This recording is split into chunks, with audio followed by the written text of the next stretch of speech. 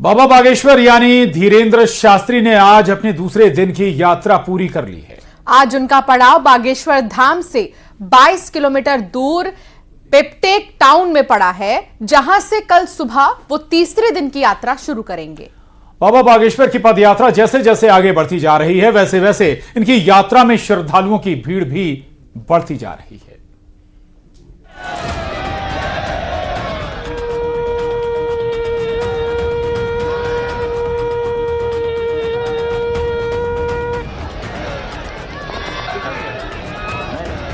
बाबा बागेश्वर की आज दूसरे दिन की यात्रा पूरी हो चुकी है। धीरेन्द्र शास्त्री की सनातन हिंदू एकता पदयात्रा अपने दूसरे पड़ाव पर पहुंच चुकी है।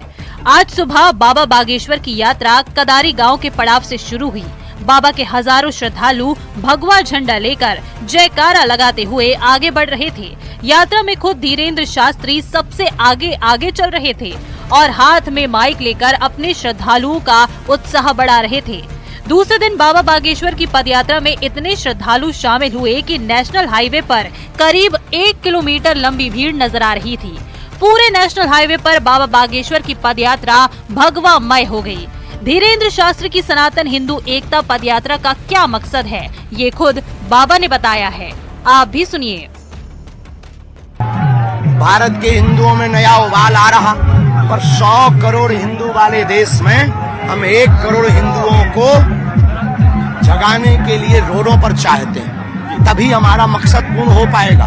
100 करोड़ हिंदुओं में 1 करोड़ हिंदू भी अगर सड़क पर आ जाएंगे, इस देश में नया इतिहास लिखा जाएगा, इस देश में नई क्रांति होगी, इस देश में हिंदुओं को डराने और धमकाने वालों की दुकानें बंद होंगी।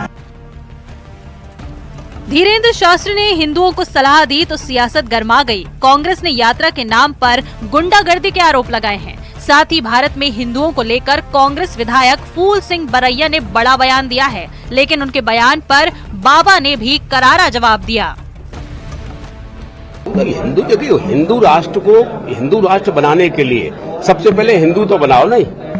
आभीर कूड़म लोद्रा केवरते चना पिता पंच सूत्रों, पंच हिंदू प्रशंसते लिखना चाहिए नहीं, पंच हिंदू प्रशंसते, तब तो मानते हिंदू राष्ट्र बनेगा। वो तो गुंडागर्दी कर रहे हैं मोदी जी के आदेश पर, जो वो लोगों को बेवकूफ बनाओ, ज्यादा बेवकूफ बन जाएंगे, ज्यादा लंबा राज करेंगे। हमें राजनेताओं से कोई लेना देना नहीं, ये आध्यात्मिक यात्रा है, राष्ट्र हित की यात्रा है, सामाजिक समरसता की यात्रा है। ये किसी की नहीं है, हर पार्टी के हर सदस्य, हर हिंदुस्तानी की यात्रा है।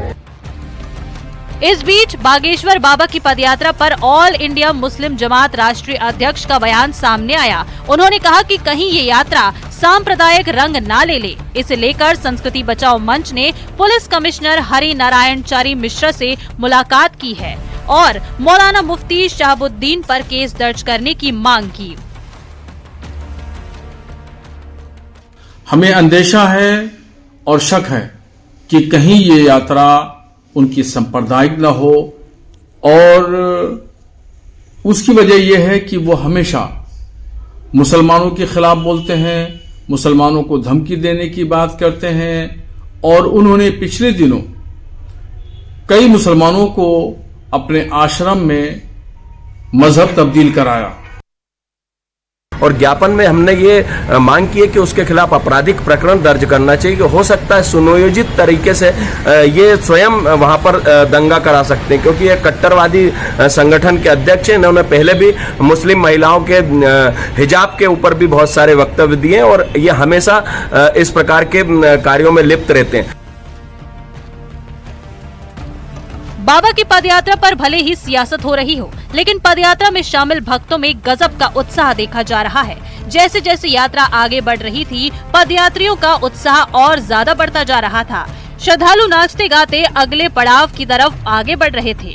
बाबा बागेश्वर की पदयात्रा जैसे जैसे आगे बढ़ रही थी, वैसे वैसे श्रद्धालुओं की भीड़ भी बढ़ती जा रही थी। जगह जगह लोग बाबा के चरणों में शीश नवा रहे थे और बाबा बागेश्वर भी उन्हें उठाकर गले से लगा रहे थे। Bureau report, news 18।